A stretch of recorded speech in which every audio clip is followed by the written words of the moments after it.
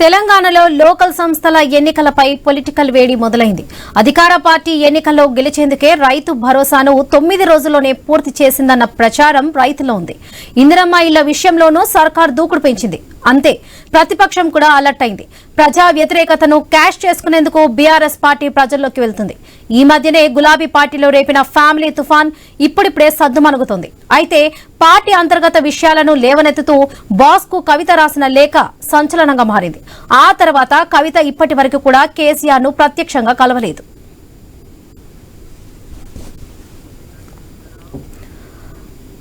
అంతేకాదు, తెలంగాణ ఉద్యమంలో జోరుగా పాల్గొన్న తెలంగాణ జాగృతి సంస్థను మళ్లీ యాక్టివేట్ చేసేందుకు కవిత ప్రయత్నాలు చేస్తుంది. ఇప్పటికే పలు చోట్ల జాగృతి సమావేశాలు నిర్వహించిన కవిత రాబోయే లోకల్ ఎన్నికలకు సిద్దంగా ఉండాలని పిలుపునిచ్చారు. లోకల్ ఎన్నికల్లోనే బీసీలకు 42% రిజర్వేషన్లు అమలు చేయాలని డిమాండ్ చేస్తుంది. అందుకోసం ఇప్పటికే బీసీ సంఘం జాతీయ అధ్యక్షులు ఆర్ కృష్ణయ్యను కూడా కలిశారు. లోకల్ ఎన్నికల్లో అధికార పార్టీకి బీసీలు గట్టి షాక్ ఇస్తారని కూడా వార్నింగ్ ఇచ్చారు.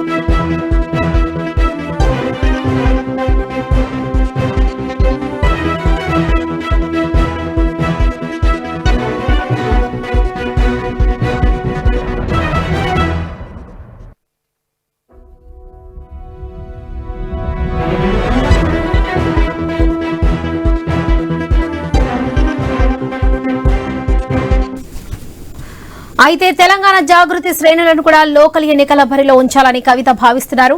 అందుకే జాగృతి కార్యకర్తలకు ఓ పిలుపు కూడా ఇచ్చారు. ఇలాంటి టైంలో ఎన్నికలపై కవిత ఇచ్చిన స్టేట్మెంట్ సంచలనంగా మారింది. కాంగ్రెస్ పనితీరుపై ప్రజలు విసుగుపోయి ఉన్నారని, ఇది బీఆర్ఎస్ కు ఉపయోగపడుతుందని కామెంట్ చేశారు. రాష్ట్రంలో స్థానిక ఎన్నికలు నిర్వహిస్తే 80% స్థానాల్లో గులాబీ పార్టీ గెలిచే అవకాశాలున్నాయని వ్యాఖ్యానించారు కవిత. అంటే ఇంకా బీఆర్ఎస్ పార్టీతో టచ్ లో ఉన్నట్లుగానే సంకేతాలు ఇస్తున్న కవిత రాబోయే ఎన్నికల్లో గులాబీ పార్టీని గెలిపిస్తామన్నారు. అంతేకాదు, స్థానిక ఎన్నికల్లో జాగృతి నాయకులు ఎవరైనా పోటీ చేయాలని భావిస్తే బీఆర్ఎస్ వర్కింగ్ ప్రెసిడెంట్ కేటీఆర్ ను కలిసి విజ్ఞప్తి చేయాలని సూచించారు. లోకల్ గా ఏమైనా సమస్యలుంటే కేటీఆర్ కు లేఖ రాయాలని జాగృతి క్యాడర్ కు పిలుపునిచ్చారు కవిత. జాగృతి ఆధ్వర్యంలో చేపడుతున్న కార్యక్రమాలకు బీఆర్ఎస్ నాయకులు కూడా వస్తున్నారని తెలిపారు. అంటే వచ్చే లోకల్ ఎన్నికల్లో బీఆర్ఎస్ తోనే వెళ్లాలని కవిత నిర్ణయంగా ఉన్నట్లు తెలుస్తుంది. అయితే BRS chief KCR, working president KTR ఎంతవరకు రియాక్ట్ అవుతారు? లేఖ దుమారం తర్వాత కవితను కలుపుకొని వెళ్తారా? కలిసి వెళ్తే జాగృతి శ్రేణులకు కూడా టికెట్లు ఇచ్చే ఛాన్స్ ఉందా? దీనిపై కేటీఆర్ ఎలా స్పందిస్తారు అన్నదే ఇప్పుడు గులాబీ శ్రేణులో చర్చగా మారింది.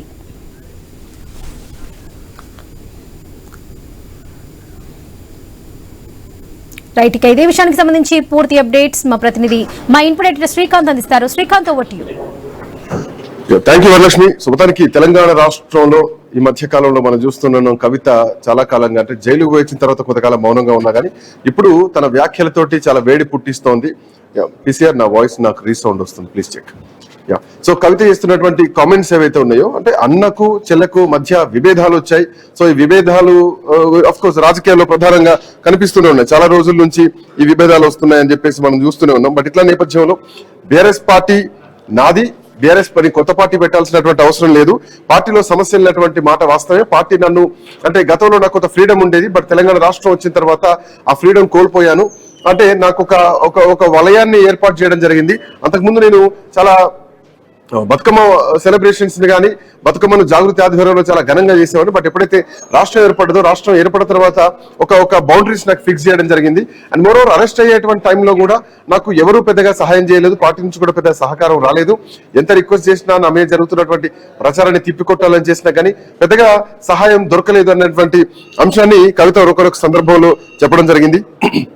మోరోవర్ కవిత కొత్త పార్టీ పెట్టబోతున్న తెలంగాణ రాష్ట్రంలో, అంటే కొత్త పార్టీ పెట్టేందుకు బీఆర్ఎస్ పార్టీ నాది.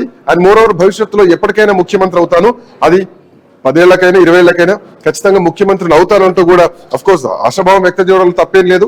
ఎవరైనా రాజకీయాల్లోకి వచ్చి ముఖ్యమంత్రి కావాలని కోరుకుంటా ఉంటాం. సో ఆ విషయంలో కవితను పెద్దగా క్వశ్చన్ చేయాల్సినటువంటి అవసరం లేకపోయినా కానీ ఇప్పుడు కవిత చేసినటువంటి కామెంట్స్ ఏదైతే ఉందో జాగృతి విషయంలో ఈ ఎన్నికల్లో ఈసారి జాగృతి నాయకులు కూడా పోటీలో ఉండబోతున్నారా బీఆర్ఎస్ పార్టీకి ఈక్వల్ గా? సో వాళ్ళకు కూడా టికెట్లు కేటాయించాలని కవిత డిమాండ్ చేయబోతున్నారా, లేదంటే జాగృతి వాళ్ళనే పోయి కేటీఆర్ అడగాలి అని చెప్పేసి కవిత పిలుపునిస్తున్నారా? సో జాగృతి చాలా ప్యారలల్ గా నడుపుతున్నా కానీ బీఆర్ఎస్ పార్టీ వేరు జాగృతి వేరు అన్నది మాత్రం కనిపిస్తోంది. కవిత కేటీఆర్ తో విభేదాలు లేవని చెప్పినా గానీ కవిత లేఖ ఎట్లా లీక్ అయిందో అనేది మాత్రం కేసీఆర్ చుట్టూ ఉన్నటువంటి దయ్యాలు ఎవరో బయట పెట్టాలంటూ కూడా ఇప్పటికే ఆమె చెప్తున్నారు, అదే మాట అంటున్నారు. బట్ ఇట్లాంటి నేపథ్యంలో రాజకీయ పరంగా కొంత విభేదాలు మాత్రం కేటీఆర్ తో వచ్చినటువంటి మాట మాత్రం వాస్తవం అని చెప్పాలి. అయితే కవిత మూవ్మెంట్ ఇంకా ఎట్లా ఉండబోతోంది, అన్ని అంశాలు కూడా ఒకసారి చర్చించే ప్రయత్నం చేద్దాం. మనతో పాటు కరెస్పాండెంట్ స్వామి అందుబాటులో ఉన్నారు. Swamy, good afternoon. సో తెలంగాణలో కవిత కొత్త పార్టీ పెడుతుందా అన్నటువంటి క్వశ్చన్ కి బీఆర్ఎస్ పార్టీ అనేది కొత్త పార్టీ పెట్టాల్సినటువంటి అవసరం నాకేంది అని చెప్పేసి అటు కవిత చేసినటువంటి కామెంట్స్, రైట్?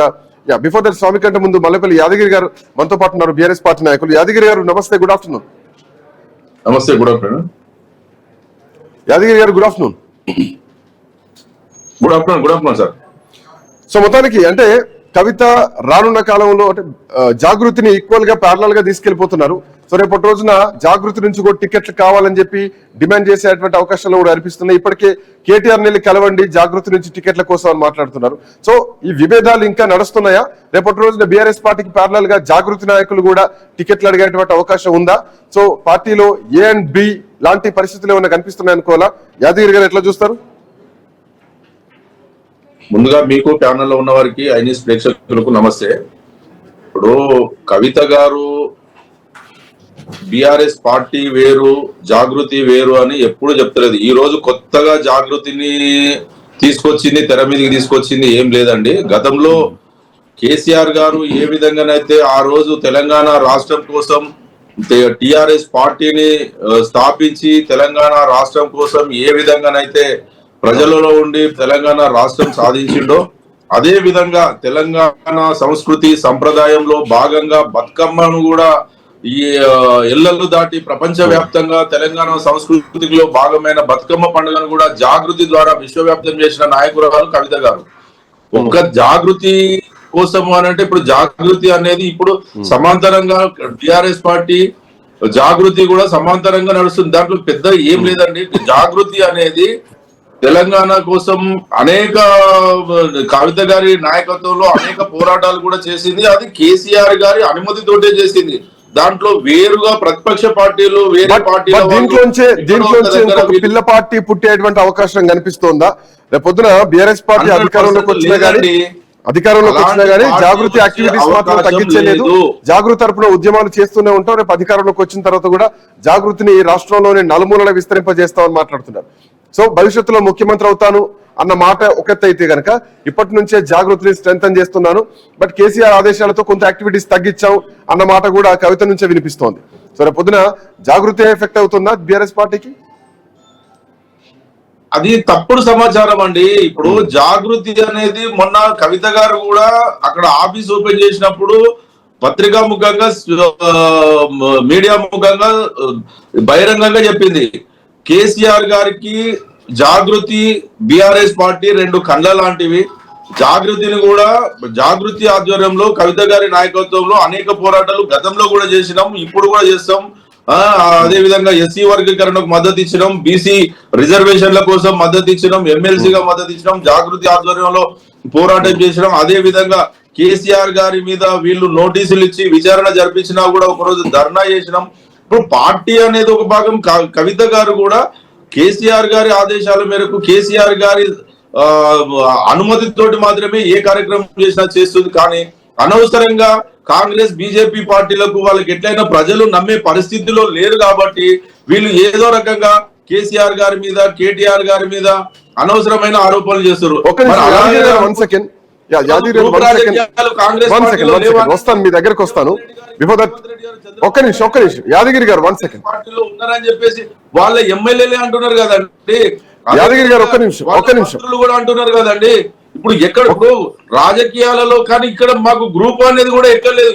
మా గ్రూప్ అంతా కేసీఆర్ గారి గ్రూపే, కేసీఆర్ గారి నాయకత్వంలో పనిచేస్తుంది బీఆర్ఎస్ పార్టీ.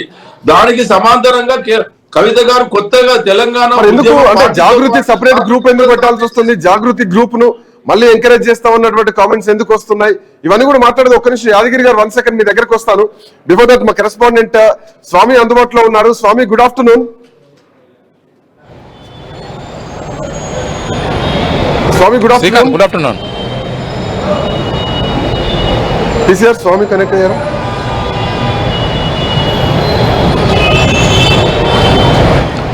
శ్రీకాంత్, యా స్వామి వినిపిస్తుందా?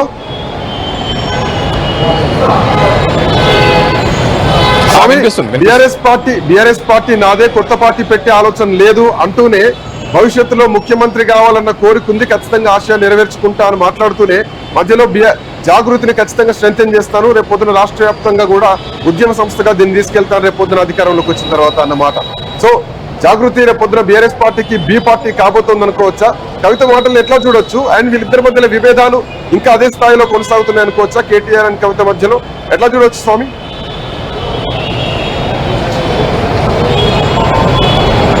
అంటే శ్రీకాంత్, ఏదైతే కవిత రాసిన లేఖ లీక్ అయిన తర్వాత ఈ మొత్తం అభిప్రాయ భేదాలు బయటపడ్డట్టుగా మనకు స్పష్టంగా అర్థమవుతుంది. గతంలో నిజామాబాద్ ఎంపీగా కవిత ఓడిపోయిన సందర్భంగా కూడా అక్కడ స్థానికంగా ఉన్నటువంటి పరిస్థితులు కొంత ఆమె ఓటమికి కారణమయ్యాయి అనేది కూడా ఆమె పదే ఆవేదన వ్యక్తం చేస్తున్నారు. తాను మొదటి నుంచి కూడా తెలంగాణ ఉద్యమానికి సమాంతరంగా ఒకవైపు తెలంగాణ జాగృతి పేరుతోటి ఒకవైపు తెలంగాణ సాంస్కృతిక ఉద్యమం నడిపాను. తెలంగాణ కాలంలో ఒకవైపు తెలంగాణ భాష మీద, తెలంగాణ సంస్కృతి మీద, తెలంగాణ పండుగల మీద పెద్ద ఎత్తున కూడా తను పోరాటం చేశాను. వాటికి సంబంధించిన విషయాలు జనంలోకి తీసుకెళ్లాను. అంతర్జాతీయంగా దానికి ప్రాముఖ్యత కల్పించే విధంగా పనిచేశానని చెప్పేసి కూడా కవిత చెప్తూనే ఒకవైపు తెలంగాణ వచ్చిన తర్వాత తనకు మిగతా వారికి దక్కినంత ప్రాధాన్యత తనకు ప్రభుత్వంలో దక్కలేదు. కేవలం తనకు ఎంపీగానే ఉన్నాను, ఆ తర్వాత తనకు మంత్రివర్గంలో స్థానం లభించలేదు. మిగతా బీఆర్ఎస్ పార్టీలో కేటీఆర్ కావచ్చు, హరీష్ రావు కావచ్చు, మిగతా వారికి దక్కినంత ప్రాధాన్యత దక్కకపోవడం పట్ల కవిత పదే తమ అంతరంగికుల వద్ద ఆవేదన వ్యక్తం చేస్తున్నట్టు కనబడుతుంది. కానీ రీసెంట్ పరిణామాల నేపథ్యంలో ఆమె కొంత దూకుడు పెంచినట్టుగా స్పష్టంగా కనబడుతుంది. తన రాజకీయ ప్రస్థానంలో మరింత ఒక స్పీడప్ గేరు మార్చి ఆమె ముందుకు వెళ్లాలని ప్రయత్నం చేస్తున్నట్టుగా మనకు స్పష్టంగా అర్థమవుతుంది. దీనికి తోడు రానున్న రోజుల్లో బీఆర్ఎస్ పార్టీ పూర్తిగా కేటీఆర్ చేతుల్లోకి వెళ్ళిపోవడం ఖాయమని నిశ్చయించుకున్న తర్వాతనే కవిత తన ప్రస్థానాన్ని మరొక అడుగులు ముందుకేయాలని చెప్పి ఆమె భావించినట్టుగా కనబడుతుంది. తాను బీఆర్ఎస్ పార్టీలో ఉంటానని చెప్తూనే మరోవైపు జాగృతికి సంబంధించినటువంటి అన్ని విభాగాలను యాక్టివేట్ చేస్తుంది. దానికి సంబంధించి ఎన్ఆర్ఐ విభాగాలు కావచ్చు, trade union, SC ST minority, విద్యార్థి విభాగాలు, అన్ని రకాల విభాగాలను, దానికి అనుబంధ విభాగాలన్నింటినీ కూడా స్ట్రెంథెన్ చేసుకుంటూ ఒక రాజకీయ పార్టీకి ఎన్ని రకాల అనుబంధ సంస్థలు ఉంటాయో అన్ని రకాల అనుబంధ సంస్థలని ఆమె జాగృతి కార్యక్రమాల ద్వారా వేగవంతంగా చేస్తూ ఉంది. నిన్న కూడా మీడియాతో మాట్లాడుతాను, ఖచ్చితంగా బీఆర్ఎస్ పార్టీ నా సొంత పార్టీని నుంచి బయటకు ఎందుకు వెళ్తాను, తాను చేసే ఏ కార్యక్రమం అయినా సరే బీఆర్ఎస్ పార్టీకి ఉపయోగపడుతుంది అనేది కూడా ఆమె చెప్తున్నటువంటి వాదన. కానీ క్షేత్రస్థాయిలో పరిస్థితి మరోలా ఉంది.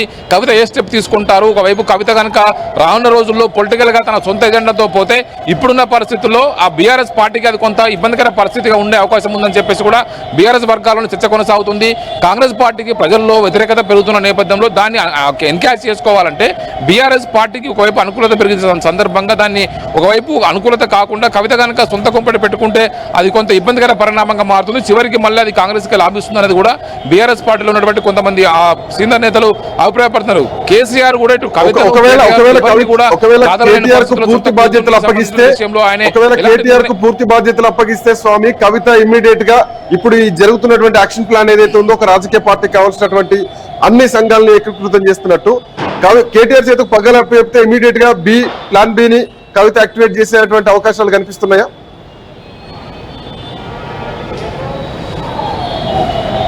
అంటే బీఆర్ఎస్ పార్టీలో మరొక వాదన లేకపోలేదు. తెలంగాణలో ఇప్పటికే 2 జాతీయ పార్టీలు ఉన్నాయి, 2 ప్రాంతీయ పార్టీలు ఉంటే తప్పేంటనేది కూడా బీఆర్ఎస్ పార్టీలో కొంతమంది వినిపిస్తున్నటువంటి వాదన. తెలంగాణలో ఒకవైపు కాంగ్రెస్, బీజేపీ 2 జాతీయ పార్టీలు ఉన్నాయి. ఆంధ్రప్రదేశ్లో కూడా జనసేన, టీడీపీ లాగా 2 ప్రాంతీయ పార్టీలు బలంగా ఉంటే ఎవరికి వారు కలిసి వచ్చే అవకాశం ఉంటుంది. ఇప్పుడు వేరే వ్యక్తులకు స్కోప్ ఇవ్వకుండా అది కూడా మనమే తీసుకుంటే ఎలా ఉంటుందనేది కూడా కవిత ఆలోచించే ఇలా ముందస్తు జాగ్రత్తతోనే ఇతరులకు అవకాశం ఇవ్వకుండా ఆ గ్యాప్ను కూడా తానే ఫిల్ చేయాలని చెప్పి తాను భావించే ఇలా ఇలాంటి అడుగులు ఒక్కొక్కటిగా ఆమె వేస్తున్నట్టుగా స్పష్టంగా కనబడుతుంది. ఒకవైపు రీసెంట్ గా ఆమె ఖమ్మం జిల్లాలో పర్యటించి వచ్చారు. భద్రాచలంలో 5 గ్రామాల ఇష్యూను ఒకవైపు ఆమె తెరపై తీసుకొచ్చారు. ఆమె ఏ ఇష్యూను లేవనెత్తినా కూడా ప్రభుత్వం వెంటనే స్పందించడానికి రిప్లై ఇస్తూ ఉంది. రీసెంట్ గా జిహెచ్ఎంసీ టెండర్ల విషయంలో కావచ్చు, ఆమె లేఖ రాసిన మరుక్షణమే ప్రభుత్వం వాటిని రద్దు చేయడం జరిగింది. ఆమె చేస్తున్నటువంటి ఒక్కొక్క ఎత్తుగడకు సంబంధించి ఆమె ఏ విధంగా ముందుకు వెళ్తుంది, బీఆర్ఎస్ చేయలేని ప్రతి కార్యక్రమాన్ని తాను చేసి చూపిస్తాను, వాటిని సక్సెస్ చేస్తానని చెప్పి ఆమె చెప్పకనే చెప్తున్న జనంలోకి వెళ్తుంది.